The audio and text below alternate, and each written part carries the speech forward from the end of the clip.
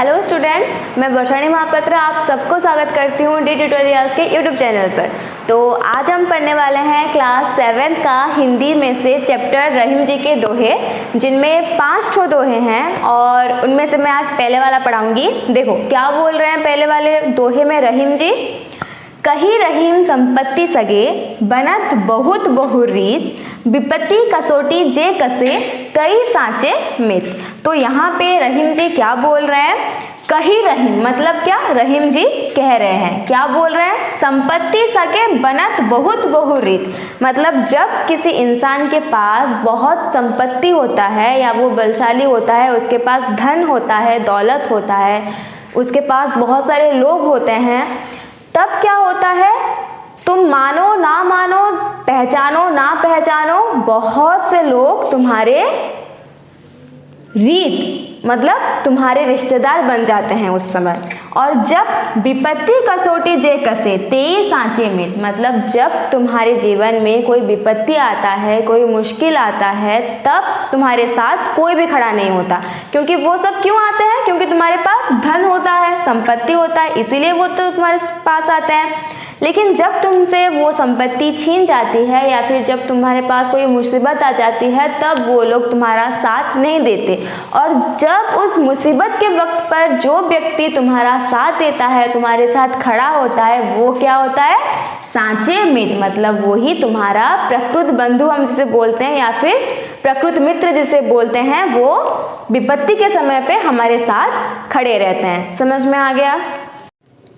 अब देखो रहीम जी ने अपने दूसरे दोहे में क्या लिखा है? जाल परे जल जात बही, तजी मिनन को मोह, रहीमन मछली नीर को तऊ न छाड़ित छोह। तो यहाँ पर रहीम दास जी यहाँ पे क्या बोलना चाहते हैं कि जब हम नदी में जाल फेंकते हैं, ठीक है, जाल परे जल जात वही, जल जात मतलब कौन? जल में जो जात होते हैं, जैसे कि मछली, जल में रहने वाले प्राणी, मछली को वो जाल पकड़ के ले आता है बाहर। तो वो बोलते हैं कि जब हम जाल फेंकते हैं नदी में, तो वहाँ से वो मछली को पकड़ के बाहर ले आता है, और उसी वक्त जैसे ही वो बाहर आता है, तजी मिनन को मोह, जल जो होता है वो क्या, मछली का जो मुंह होता है वो छोड़ देता है। जाल में पानी भी आता है, लेकिन पानी उधर का ही उधर वो अपनी जगह में वापस चला जाता है, लेकिन मछली उस जाल में रह जाती है। रहीमन मछली नीर को तऊ न छाड़ित छोह, और जो मछली होती है वो जाल में से तो बाहर निकल आती है, लेकिन वो जो पानी का जो मुंह होता है उसको छोड़ नहीं पाती, इसीलिए वो बाहर आते ही मर जाती है। ठीक है, तो इसमें क्या हुआ? पानी ने मछली को धोखा दे दिया। अब समझ में आ गया? तो ये अच्छे से समझ में आया होगा।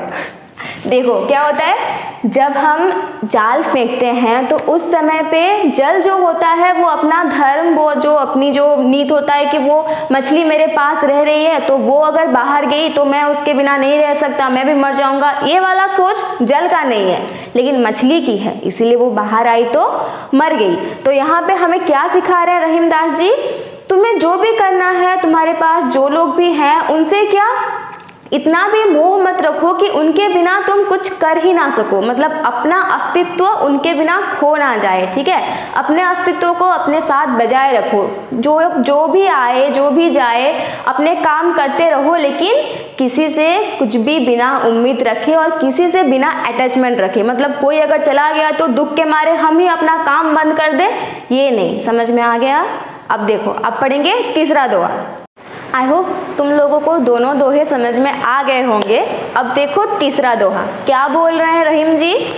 तरबर फल नहीं खाते हैं, सरबर पियत न पान, कही रहीम पर काज हित, संपत्ति सचही सुजान। मतलब क्या? तरबर फल नहीं खाते हैं, पेड़ जो हुए, जो पेड़ होता है वो अपना फल खुद नहीं खाता। इसमें कौन सी बड़ी बात है? तो सबको पता है, ये बोल रहे हो। तो आगे देखो, सरवर पियत ना पान, नदियां जो होती हैं वो अपनी पानी खुद नहीं पीते, है कि नहीं? कि खुद पी लेते हैं? नहीं पीते ना। हाँ, कही रहीम पर काज हित, संपत्ति सचही सुजान। मतलब रहीम जी का कहने का तात्पर्य यह है कि जैसे तरबर मतलब जैसे पेड़ अपना फल खुद नहीं खाते, कौन खाते हैं? दूसरे खाते हैं। पशु पक्षी इंसान हम सब खाते हैं ना, पेड़ तो नहीं खाते। ठीक वैसे सरोवर का पानी भी हम सब ही पीते हैं, वो खुद नहीं पीते। ठीक जैसे वो दोनों खुद फल कर रहे हैं, पेड़ में खुद फल हो रहा है, लेकिन अपना फल वो नहीं खा के दूसरों को दे रहा है। पानी भी नदी में जमा होके रह रहा है, लेकिन वो खुद नहीं पी रहा है, हम लोग को पीने के लिए दे रहा है। वैसे ही जो परकाज हित मतलब जो दूसरों के हित के बारे में सोचते हैं, मतलब जो दूसरों की भलाई के बारे में सोचते हैं, वो अपनी संपत्ति सचही सुजान मतलब वो अपनी संपत्ति को वो क्या संचित करके रखते हैं, किस लिए? ताकि वो उस संपत्ति से दूसरों की मदद कर सके। मतलब जो अच्छे इंसान होते हैं, जिनको थोड़ी सी भी इंसानियत बोलो या फिर उनके अंदर कुछ अच्छी गुण बोलो जो होते हैं, वो क्या करते हैं? खुद के लिए सोचते हैं। ये नहीं कह रही कि खुद के लिए भी नहीं सोचते हैं, लेकिन उसके साथ साथ दूसरे भी कैसे अच्छे से रहे। अगर किसी को खाना नहीं मिल रहा और हमारे पास ज़्यादा हो रहा है तो उसे थोड़ा दे दे, या फिर किसी को पहनने को नहीं मिल रहा, हमारे पास बहुत सारे कपड़े हैं, उसे थोड़ा दे दे। तो ये सारी चीज़ें जो है, ये सारे ख्याल जो है, वो किसके मन में आते हैं? जिनका मन साफ होता है, जो अच्छे लोग होते हैं। तो यहाँ पे रहीमदास जी कह रहे हैं कि जैसे तरुबर अपना फल खुद नहीं खाता, सरोवर अपना पानी खुद नहीं पीता, वैसे ही जो अच्छे इंसान होते हैं वो अपनी संपत्ति से अपने ऊपर ही नहीं लुटाते, वो कुछ दान धर्म के लिए भी रखते हैं और उससे दूसरों की मदद होती है। समझ में आ गया? अब देखो 4 नंबर दोहा। देखो 4 नंबर दोहे पे रहीम जी ने क्या बोला है?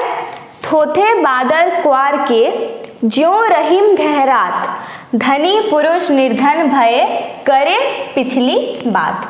थोथे बादल क्वार के मतलब जैसे कि बारिश खत्म होता है और सर्दी जब स्टार्ट होने को होता है, उसके बीच जो एक पीरियड आता है, उस टाइम पे क्या होता है? बादल गरजते हैं बहुत, लेकिन उतना बरसते नहीं। ठीक है, तो वो क्या? थोथे बादल क्वार के ज्यों रहीम गहरात, मतलब रहीम जी बोल रहे हैं कि जैसे बादल गरजते हैं बहुत जोर लेकिन बरसते नहीं, ठीक वैसे ही धनी पुरुष निर्धन भय करे पिछली बात।